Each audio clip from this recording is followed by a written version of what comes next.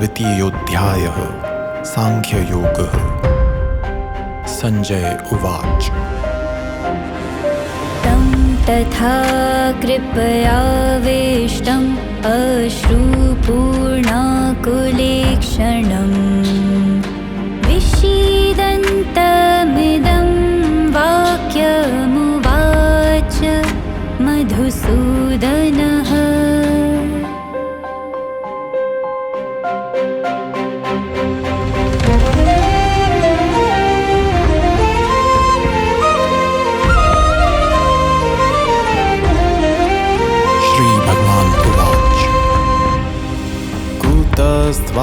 कश्मलमिदं विश्वमे समुपस्थितम् अनार्यजुष्टमस्वर्ग्यम् अकीर्तिकरमर्जुन। यह तुम्हें क्या हो गया है अर्जुन? यह समय टूटने का नहीं है। तुम नियति के द्वार पर खड़े हो और शूरवीरता को त्याग रहे हो। यह अशोभनीय है, अयशकर है, अज्ञानता है। क्षैप्यमास्मगमः पार्थ नैतत्त्वयुपपद्यते क्षुद्रं हृदय दौर्बल्यं त्यक्त्वोत्तिष्ठ परन्तप। इस दुर्बलता का त्याग कर दो अर्जुन, यह तुम्हारे लिए नहीं है। तुम इससे कहीं अधिक सामर्थ्यवान हो।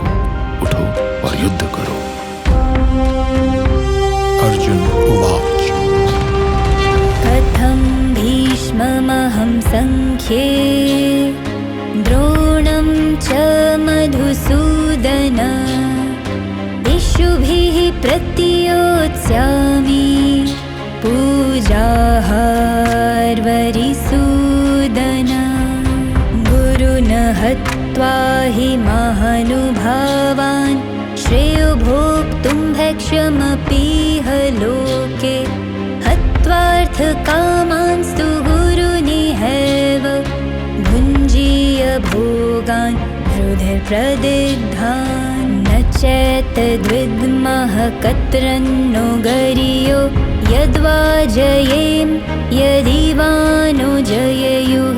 यानेव हत्वा न जिजीविषामस्ते वस्थिताः प्रमुखे धार्तराष्ट्राः। कार्पण्यदोषोपहत्स्वभावः पृच्छामि त्वां धर्मसम्मूढचेताः। यच्छ्रेयस्यान्निश्चितं ब्रूहि तन्मे शिष्यस्तेऽहं शाधि मां त्वां प्रपन्नम्।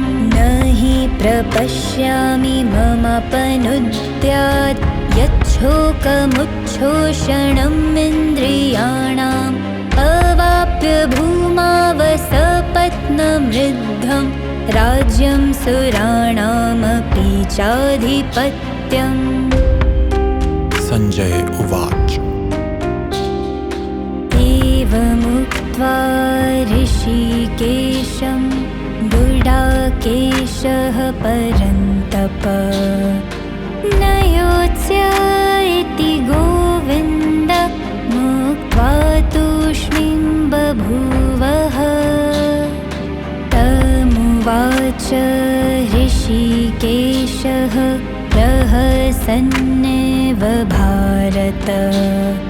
सेनयोरुभयोर्मध्ये विषीदन्तमिदं वचः। श्री भगवान उवाच। अशोच्यानन्वशोचस्त्वं प्रज्ञावादांश्च भाषसे। गतासून गतासूंश्च नानुशोचन्ति पण्डिताः। न त्वेवाहं जातु नासं न त्वं नेमे जनाधिपाः। न चैव न भविष्यामः सर्वे वयमतः परम्।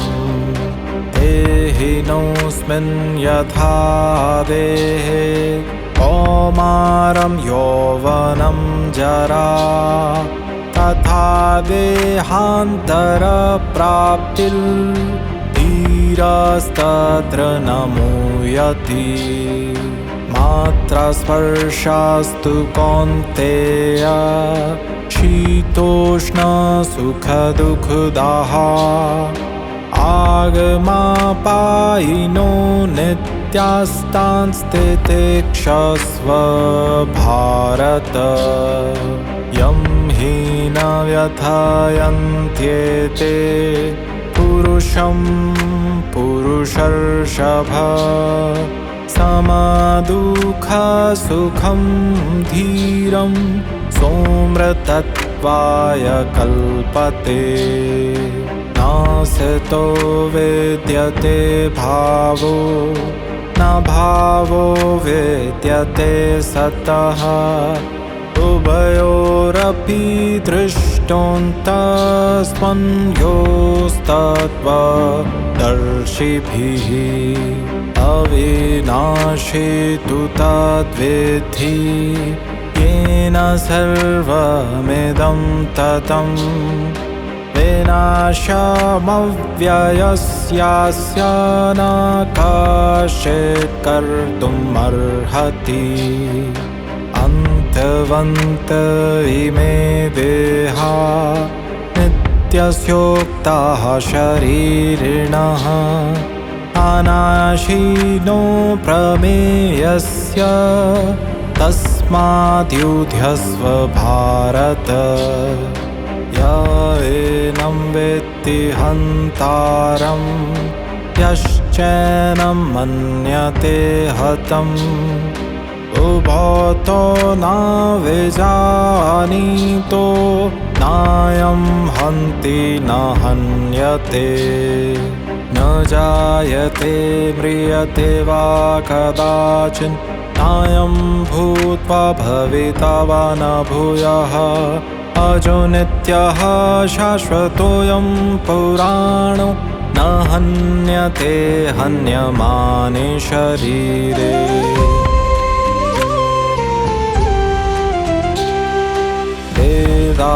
वेदाविनाशिनं नित्यं येनम् अजम् अव्ययम् कथं स पुरुषः पार्थ कं घातयति हन्तिकम् वासांसि जीर्णानि यथा विहाय नवानि गृह्णाति नरोपराणि तथा शरीराणि विहाय जीर्णान्यानि संयाति नवानि देहि नैनं छिन्दन्ति शस्त्राणि नैनं दहति पावकः न चैनं क्लेदयन्त्यापो न शोषयति मारुतः अच्छेद्योऽयं मदायोऽयम् अक्लेद्यो शोष्य एव च नित्यः सर्वगतः स्थाणुरचलोऽयं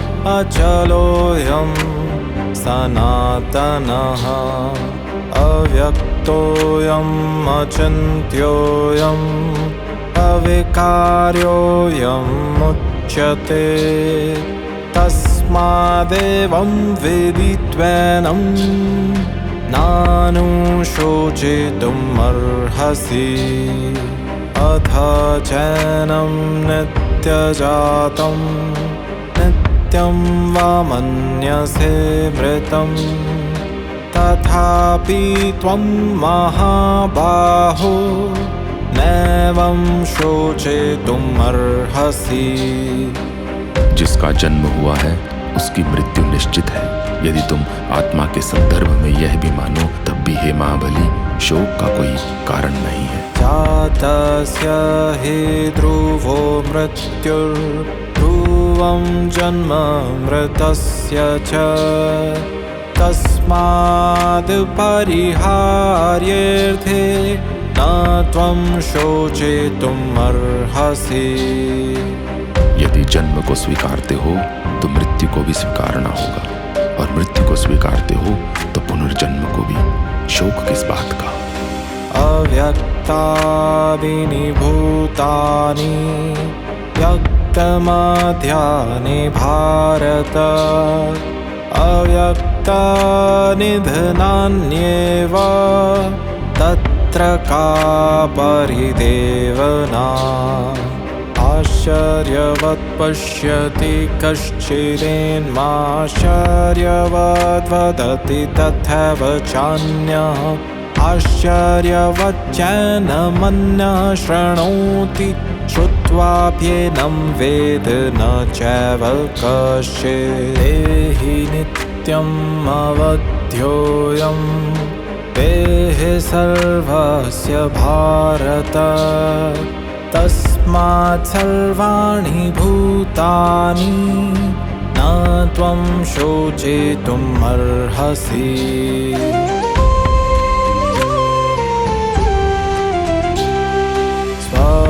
स्वधर्ममपि चावेक्ष्य न विकम्पितुमर्हसि, धर्म्याधियुद्धात् श्रेयोऽन्यत्क्षत्रियस्य न विद्यते।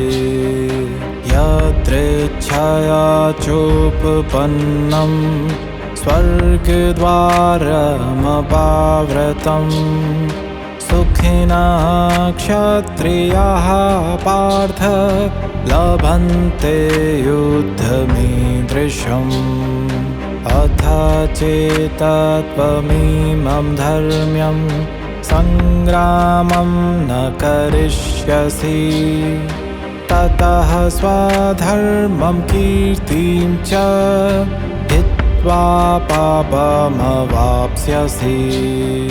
अकीर्तिं चापि भूतानि कथयिष्यन्ति ते व्ययाम्, सम्भावितस्य चाकीर्तिर्मरणादतिरिच्यते। भयाद्रणादुपरतं मन्स्यन्ते त्वां महारथाः, येषां च त्वं बहुमतो भूत्वा यास्यसि लाघवम्। अवाच्यवादांश्च बहून् वदिष्यन्ति तवाहिताः, निन्दन्तस्तव सामर्थ्यं ततो दुःखतरं नु किम्। हतो वा प्राप्स्यसि स्वर्गं, जित्वा वा भोक्ष्यसे महिम्। तस्मादुत्तिष्ठ कौन्तेय, युद्धाय कृतनिश्चयः। सुखदुःखे समे कृत्वा, लाभालाभो जयाजयो। ततो युद्धाय युज्यस्व, नैवं पापमवाप्स्यसि।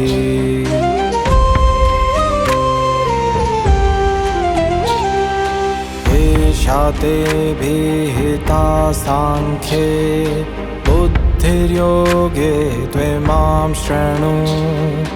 बुद्ध्या युक्तो यया पार्थ, कर्मबन्धं प्रहास्यसि। नेहाभिक्रमनाशोऽस्ति, प्रत्यवायो न विद्यते। स्वल्पमप्यस्य धर्मस्य, त्रायते महतो भयात्। व्यवसायात्मिका बुद्धिरेकेहा कुरु नन्दन। बहुशाखायानन्ताश्च बुद्धयो व्यवसायिनाम्। यामिमां पुष्पितां वाचं प्रवदन्त्यविपश्चितः वेदवादारताः पार्थ नान्यदस्तीति वादिनः कामात्मानः स्वर्गपरा जन्मकर्म फलप्रदां क्रियाविशेषबाहुलां भोगैश्वर्यगतिं प्रति भोगैश्वर्यप्रसक्तानां तयापायतचेतसां व्यवसायात्मिका बुद्धिः समाधो न विधीयते त्रैगुण्यो विषया वेदा निस्त्रैगुण्यो भावार्जुन निर्द्वन्द्वो नित्यसत्त्वस्थो निर्योगक्षेम आत्मवान्। प्रकृति के तीनों गुणों से ऊपर उठो अर्जुन, द्वंद्व के पार जाते हुए आत्मवान बनो और युद्ध करो। यावानर्थ उदापानि सर्वतः सम्प्लुतोदके तावान् सर्वेषु वेदेषु ब्राह्मणस्य विजानतः। जिसको अनंत समुद्र मिल जाए उसका छोटे जलाशयों में क्या प्रयोजन। ठीक ऐसे ही ब्रह्मज्ञानी की स्थिति होती है इस संसार में। कर्मण्येवाधिकारस्ते मा फलेषु कदाचन मा कर्मा फलहेतुर्भूर्मा ते संगोस्त्वकर्मणि योगस्थः कुरु कर्माणि संगं त्यक्त्वा धनञ्जय सिद्ध्यसिद्ध्यो समो भूत्वा समत्वं योग उच्यते।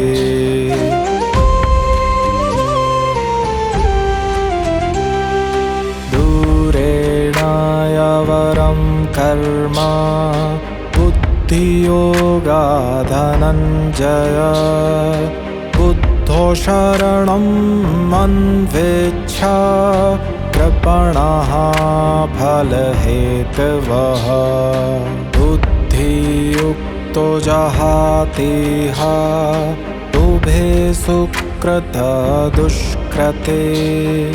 तस्माद्योगाय युज्यस्व योगः कर्मसु कौशलम् कर्मजं बुद्धियुक्ता हि फलं त्यक्त्वा मनीषिणः जन्मबन्धविनिर्मुक्ताः पदं गच्छन्त्यनामयम्।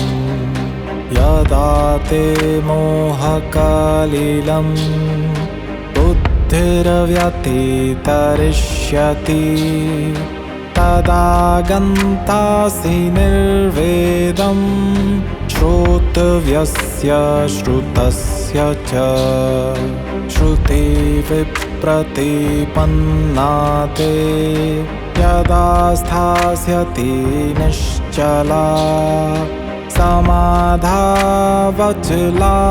बुद्धिस्तदा योगमवाप्स्यसि। अर्जुन उवाच स्थितप्रज्ञस्य का भाषा समाधिस्थस्य केशव स्थितधिः किं प्रभाषे किमासीत व्रजेत किम्। श्री भगवान उवाच प्रजहाति यदा कामान् सर्वान् पार्थमनोगतान् आत्मन्येवात्मना तुष्टः स्थितप्रज्ञस्थितोच्यते। दुःखेष्वनुद्विग्नमनः सुखेषु विगतस्पृहा वीतरागभयक्रोधः स्थितधीर्मुनिरुच्यते यः सर्वत्रानभिस्नेहस्तत्तथा प्राप्य शुभाशुभम् नाभिनन्दति न द्वेष्टि तस्य प्रज्ञा प्रतिष्ठिता यदा संहरते चायं कूर्मोज्ञानीव सर्वशः इन्द्रियाणीन्द्रियार्थेभ्यस्तस्य प्रज्ञा प्रतिष्ठिता विषया विनिवर्तन्ते निराहारस्य देहिनः रसवर्जं रसोऽप्यस्य परं दृष्ट्वा निवर्तते यततो यापि कौन्तेय पुरुषस्य विपश्चितः इन्द्रियाणि प्रमाथीनि हरन्ति प्रसभं मनः तानि सर्वाणि संयम्य युक्त आसीत् मत्परः वशे हि यस्येन्द्रियाणि तस्य प्रज्ञा प्रतिष्ठिता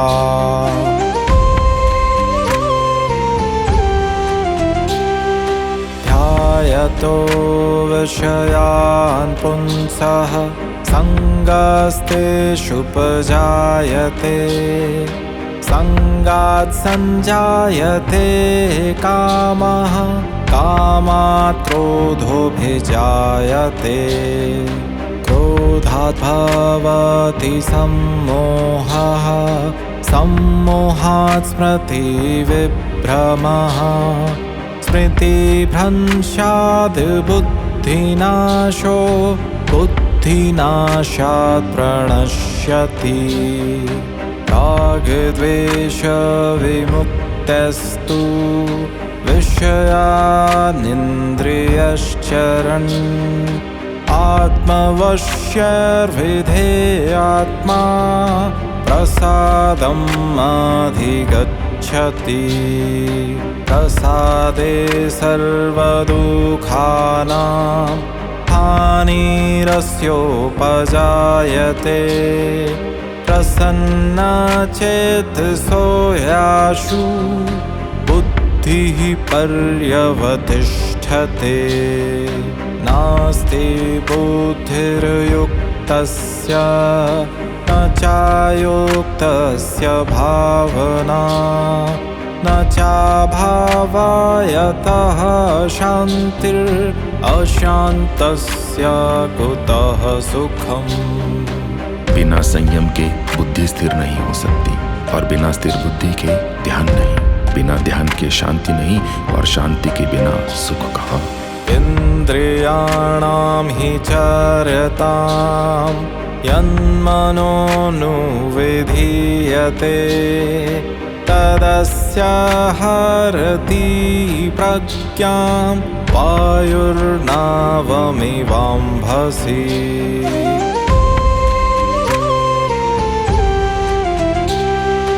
तस्माद्यस्य महाबाहो निग्रहीतानि सर्वशः इन्द्रियाणीन्द्रियार्थेभ्यस्तस्य प्रज्ञा प्रतिष्ठिता या निशा सर्वभूतानां